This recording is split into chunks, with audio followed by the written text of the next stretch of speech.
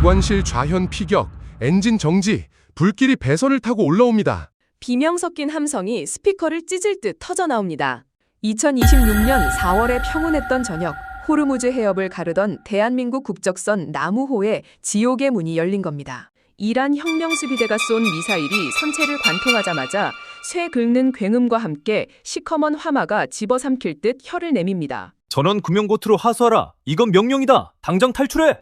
선장의 처절한 명령이 울려 퍼지지만 그 순간 믿기지 않는 대답이 돌아옵니다. 못 나갑니다. 지금 배 버리면 기름 다 터져요.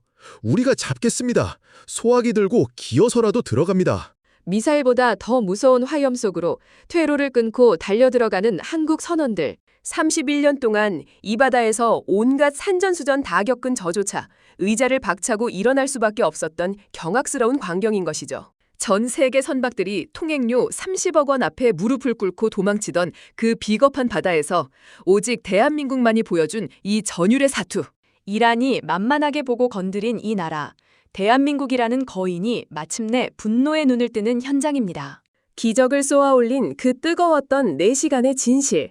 지금 그 문이 열립니다. 저는 마르쿠스입니다. 중동의 황금빛 태양이 내리쬐는 이곳 두바이에서 에너지 해운 중개인으로 살아온 지도 벌써 31년이 넘었군요. 함부르크에서 처음 이 바닥에 발을 들였을 때부터 지금까지 저는 이 거칠고 비릿한 바다 위에서 일어나는 일이라면 모르는 게 없다고 자부하며 살아왔습니다. 페르시아만, 오만해, 그리고 아덴만까지. 이 바다는 저에게 일터이자 삶의 터전이며 동시에 네모칸 비즈니스의 전쟁터입니다. 오늘도 저는 두바이 사무실의 통창 너머로 보이는 항구를 내려다보며 하루를 시작합니다. 모니터 위에는 전 세계 선박들의 움직임이 점으로 표시된 지도가 쉴 새 없이 깜빡이고 있죠. 하지만 평소와는 공기가 다릅니다. 사무실 안의 긴장감이 팽팽하게 당겨진 활 시위 같아요. 벌써 2달째입니다. 올해 2월 말 미국과 이스라엘이 이란을 공습한 이후로 이란 혁명수비대가 호르무즈 해협을 쇠사슬처럼 꽁꽁 묶어버린 겁니다. 마르쿠스, 이거 좀 봐. 한국 선박들 말이야. 오늘도 움직임이 없어. 동료인 카림이 담배를 입에 문 채 고개를 절레절레 흔듭니다. 오만 출신의 베테랑 브로커인 그조차도 지금의 상황이 도무지 이해가 가지 않는 모양입니다. 저 역시 마찬가지예요. 현재 호르무즈 해협 안쪽에는 한국 국적 선박 26척이 갇혀 있습니다. 그중 9척은 거대한 몸집의 유조선이죠. 이라는 배 한 척당 30억 원이라는 말도 안 되는 통행료를 요구하고 있습니다. 그것도 비트코인으로 내라더군요.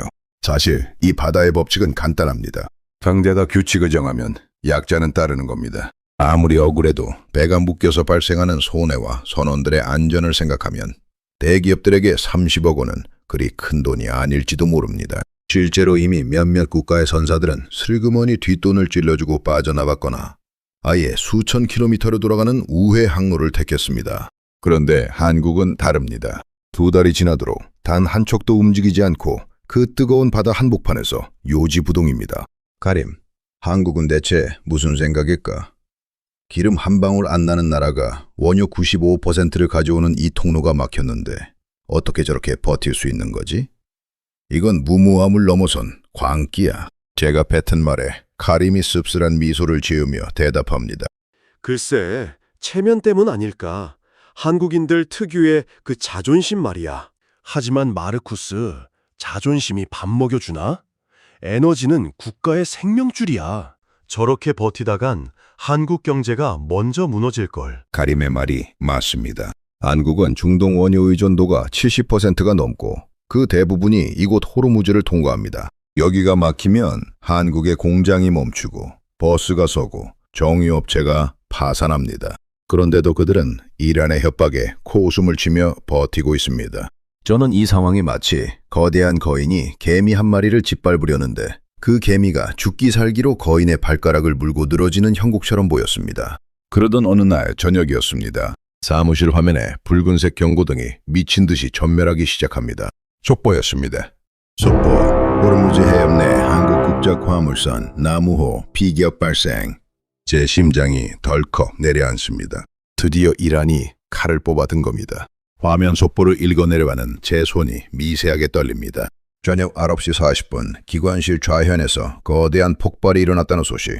이란 혁명수비대가 본보기로 한국 선박을 조준 사격한 것이 분명했습니다. 저는 당연히 다음 뉴스로 선원 전원 탈출이나 선체 포기 소식이 올라올 것이라 확신했습니다. 미사일을 맞은 배 위에서 버틸 수 있는 사람은 아무도 없으니까요.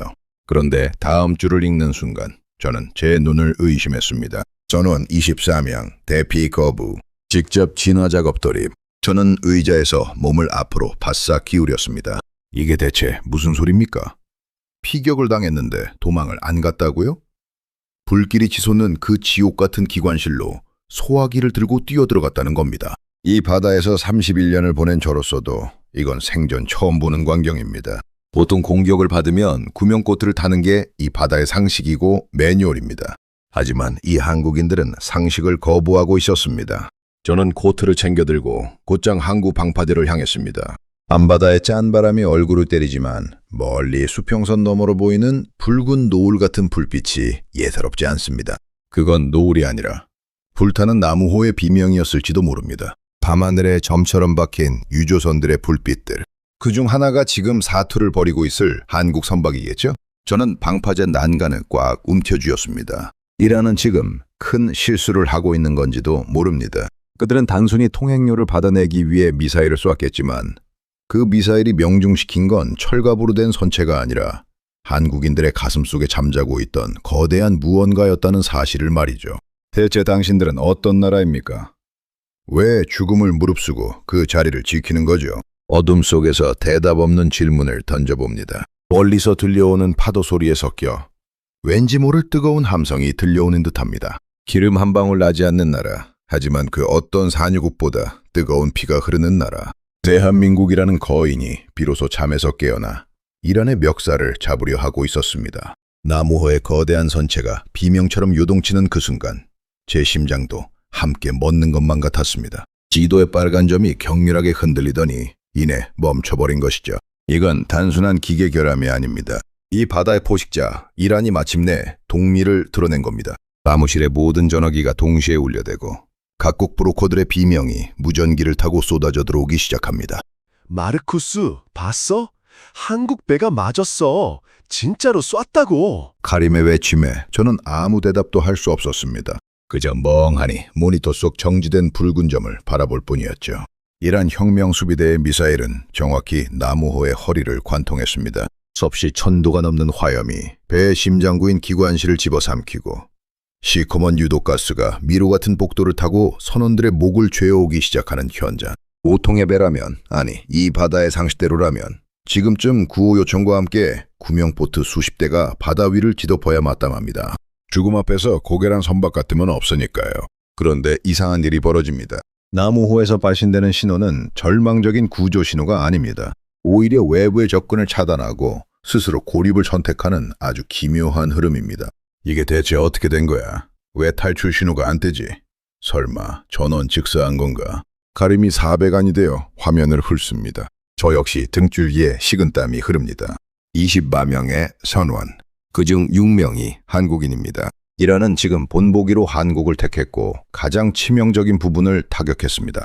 하지만 그 지옥 같은 연기 속에서 죽음보다 더한 공포가 지배해야 할 그 배 위에서 제가 한 번도 본 적 없는 기적이 일어나는 중인 겁니다. 화면 너머 나무호의 내부. 지금 그곳에선 어떤 일이 벌어지고 있을까요? 매캐한 연기 때문에 한 치 앞도 보이지 않는 기관실. 살점이 타들어가는 열기 속에서도 한국인 기관장과 선원들은 서로의 몸을 로프로 묶고 화마의 중심부로 기어들어갑니다. 방향 잡아! 왼쪽 밸브 차단해! 이거 터지면 우리 다 죽는 게 아니라 대한민국 얼굴에 똥칠하는 거야! 정신 차려! 폭발음 속에 섞인 기관장의 거친 함성이 들리는 듯합니다. 그들은 알고 있습니다. 여기서 배를 버리고 도망치는 순간 이란의 협박에 굴복하는 것이고 묶여있는 나머지 25척의 한국 선박들도 사냥감으로 전락할 거라는 사실을요. 30억 통행료를 거부하며 버틴 2달의 시간이 물거품이 되는 건 물론 조국 대한민국이 국제사회에서 웃음거리가 될 거라는 그 압박감이 미사일 파편보다 더 아프게 그들을 짓누르고 있었던 겁니다. 이산화탄소 살포 개시, 한 명이라도 뒤로 물러나면 내가 죽인다. 불길 잡을 때까지 여기서 한 발짝도 못 나간다. 당동연 너머로 거친 숨소리가 새어나오고 눈앞의 불길이 눈썹을 태워버릴 듯 달려들지만 그들은 소와 호스를 놓지 않습니다. 손바닥이 뜨거운 파이프엔드로부터 가죽이 벗겨지는데도 말이죠. 31년 경력의 중개인인 저는 이 보고를 들으며 온몸에 전율이 돋습니다. 이건 훈련으로 되는 게 아닙니다. 이건 매뉴얼로 설명할 수 있는 영역이 아니에요. 전 세계 해운업계가 숨을 죽이고 이 광경을 지켜봅니다. 미국, 영국, 일본의 선사들이 미쳤다고 소리를 지릅니다. 하지만 그 미친 짓이 시시간, 2시간, 그리고 무려 4시간 동안 이어집니다. 시뻘건 불길이 조금씩 기세를 잃고 검은 연기가 잦아들기 시작하는 기적. 마침내 기관실의 온도가 내려가고 피투성이가 된 선원들이 서로의 어깨를 기댄 채 거친 숨을 몰아쉬는 그 순간 마르쿠스, 불이 꺼졌어. 한국인들이 직접 껐다고? 카림의 목소리가 떨립니다. 저 역시 손에 쥐고 있던 펜을 떨어뜨리고 말았습니다. 이란 혁명수비대의 고속정들이 배 주위를 맴돌며 탈출하는 선원들을 낚아채 포로로 잡으려 대기하고 있었지만 그들은 끝내 단 한 명도 배 밖으로 나오지 않았습니다. 미사일을 맞고도 침몰하지 않는 배, 피를 흘리면서도 자리를 지키는 선원들. 이란이 계산하지 못한 단 한 가지. 그것은 죽음보다 자부심을 더 무겁게 여기는 한국인들의 지독한 독종 기질이었습니다. 하지만 이란은 여기서 멈추지 않을 겁니다. 본보기로 삼으려던 계획이 틀어지자 그들은 더 잔인한 압박을 준비하기 시작하죠. 나무호를 향해 총구를 겨누는 혁명수비대와 여정이 뜨거운 엔진실을 지키며 버티는 선원들. 이 팽팽한 대치 상태 속에서 대한민국이라는 나라는 이제 바다 위가 아닌 전 세계 경제의 심장부에서 또 다른 반격의 서막을 올리려 하고 있었습니다. 피격 직후 연기가 자욱한 기관실 벽을 더듬으며 제가 가장 먼저 떠올린 건 수천 킬로미터 떨어진 한국의 가족들이 아니었습니다. 바로 지금 제 옆에서 피를 흘리며 소화기를 움켜쥔 동료들의 거친 숨소리, 그리고 이 배를 집어삼키려 달려드는 저 무자비한 화마였죠. 기관장님, 3번 밸브가 터졌습니다. 이대로는 엔진룸 전체가 날아갑니다. 막내 선원의 절규가 폭발음 속에 묻힙니다. 하지만 저는 멈출 수 없습니다. 아니, 멈춰서는 안 됩니다.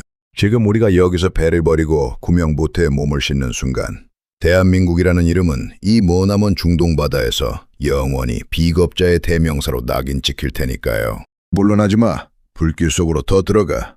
우리가 여기서 죽어도 배는 살려야 한다. 제 외침은 비명에 가깝습니다. 앙동면 틈새로 매캐한 가스가 스며들어 폐를 찔러대고 섭씨 1000도를 넘나드는 열기는 피부를 시커멓게 그을립니다.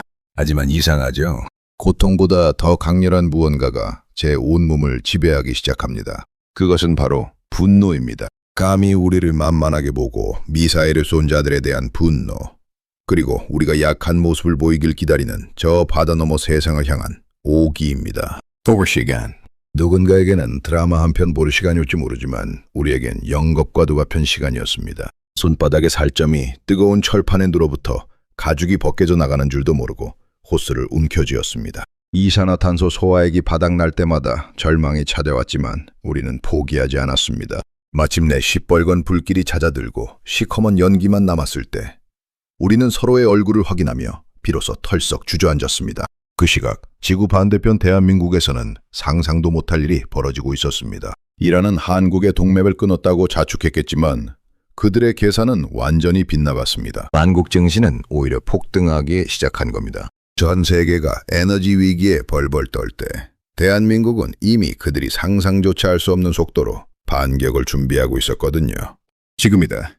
우회 항로 전면 가동해. 단 한 방울의 기름도 차질 생기게 하지 마라. 정부의 긴급 지시와 함께 청해부대의 구축함들이 홍해를 향해 전력 질주합니다.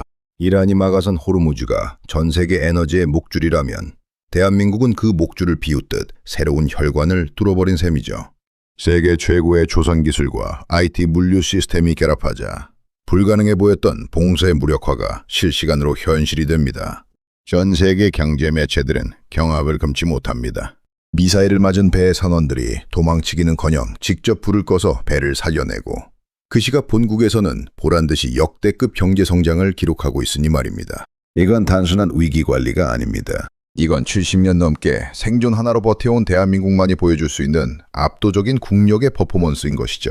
저는 지친 몸을 이끌고 가판 위로 올라와 밤바다를 봅니다. 저 멀리 우리를 감시하던 이란 혁명수비대의 고속정들이 당황한 듯 갈팡질팡하는 모습이 보입니다. 그들은 아마 꿈에도 몰랐을 겁니다.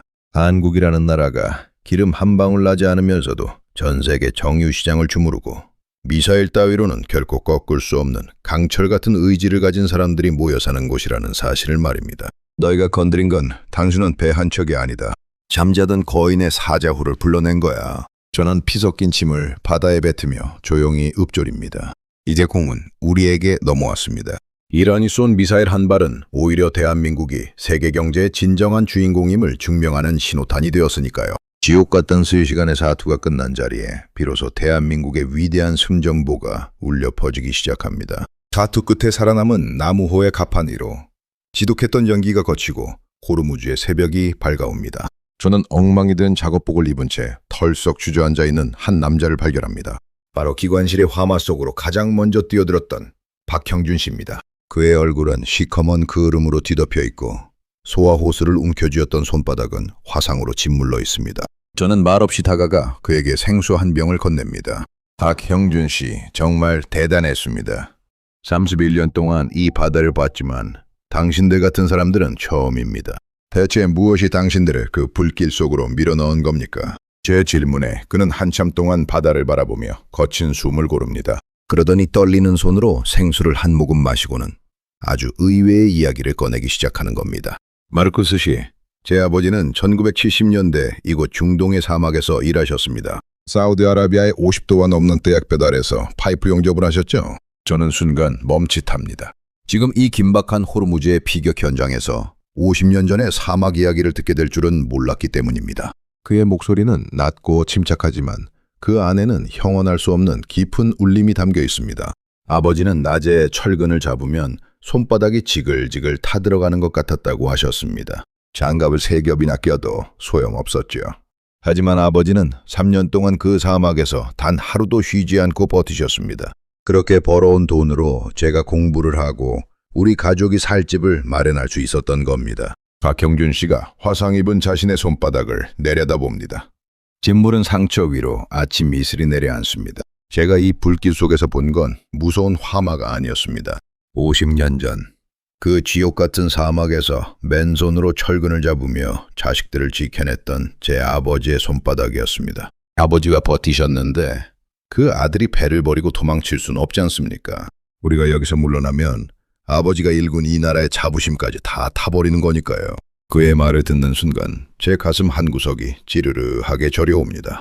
31년 동안 제가 믿어온 해운업의 법칙, 강자에게 굴복하고 이익을 따지는 그 차가운 논리들이 한순간에 무너져 내리는 기분입니다. 대한민국이라는 나라가 가진 그 무서운 버티는 힘의 뿌리가 어디에 있는지 비로소 깨닫게 된 것이죠. 그것은 단순히 돈 몇 푼을 아끼려는 고집이 아니었습니다. 전쟁의 폐허 위에서 사막의 모래바람을 뚫고 독일의 차가운 탄광 속에서 석탄가루를 마시며 자식들을 키워낸 그 위대한 아버지들의 피와 땀이 지금 이 선원들의 혈관 속에 고스란히 흐르고 있었던 겁니다. 그 세대의 헌신이 거름이 되어 오늘날 세계를 호령하는 대한민국이라는 거대한 나무가 자라난 것이고 지금 이 선원들은 그 나무의 마지막 잎새 하나까지 지키기 위해 자신의 목숨을 걸고 있었던 겁니다. 저는 이제야 알 것 같습니다. 이란이 왜 한국을 굴복시키지 못했는지, 왜 전 세계가 한국의 행보에 경악하면서도 경의를 표할 수밖에 없는지를 말입니다. 한국인들에게 이 바다는 단순한 물길이 아닙니다. 자신들의 아버지가 청춘을 바쳐 일궈낸 삶의 증거 그 자체인 것입니다. 새벽 안개 사이로 한국의 구축함이 나무호 곁으로 다가옵니다. 태극기가 호르무즈의 바람에 힘차게 펄럭입니다. 저는 박형준 씨의 어깨를 조용히 짚어줍니다. 형준 씨, 당신의 아버지가 지금 당신을 보신다면 정말 자랑스러워하실 겁니다. 당신들은 오늘 배만 구한 게 아닙니다. 이 나라의 금지를 구한 겁니다. 박형준 씨의 눈가에 맺힌 이슬이 뺨을 타고 흐릅니다. 그건 공포의 눈물이 아니라 아버지를 향한 그리움이자 자신과의 싸움에서 이겨낸 자의 뜨거운 줌표입니다. 저는 수평선 너머로 떠오르는 태양을 보며 확신합니다. 이런 사람들이 지키는 나라라면 그 어떤 시련이 닥쳐도 결코 무너지지 않을 것이라는 사실이요. 대한민국이라는 이름의 기적은 지금 이 순간에도 현재 진행형으로 흐르고 있습니다. 여러분, 오늘 호르무즈의 바다 위에서 펼쳐진 기적 같은 사투 어떻게 보셨습니까? 30억 원이라는 통행료보다 미사일의 불길보다 더 뜨거웠던 것은 바로 우리 선원들의 굽힐 줄 모르는 자긍심이었습니다. 이란이 계산하지 못했던 단 한 가지. 그것은 바로 대한민국이라는 나라를 일궈온 우리 어르신들의 지독한 버티는 힘이었습니다. 우리는 압니다. 오늘날 우리가 누리는 이 풍요와 국격이 그냥 주어진 것이 아니라는 사실을 말입니다. 1960년대 독일의 차가운 탄광 속에서 석탄가루를 마시며 버텼던 그 손바닥.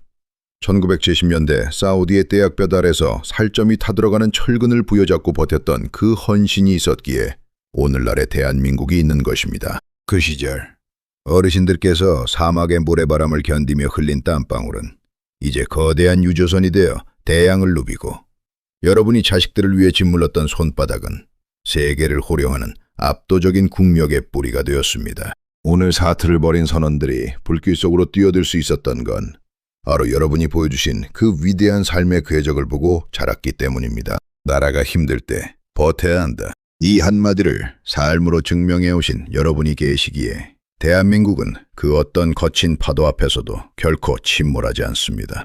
어르신들의 삶은 그 자체로 한편의 거대한 승전보이자 우리 후배들이 평생을 두고 배워야 할 위대한 교과서입니다. 오늘 이야기가 여러분의 자부심을 조금이라도 높여드렸다면 구독과 좋아요로 따뜻한 마음을 나누어 주십시오. 어르신들의 귀한 지혜가 담긴 댓글 한 줄은 이 채널을 지탱하는 가장 큰 힘이 됩니다. 거친 세파를 뚫고 대한민국이라는 기적을 만들어내신 여러분 진심으로 존경합니다. 여러분은 우리의 영원한 자랑이자 이 나라의 진정한 주인입니다. 오늘도 참으로 고생 많으셨습니다. 당신의 삶은 그 자체로 존경받아 마땅합니다. 편안하고 따뜻한 밤 되십시오.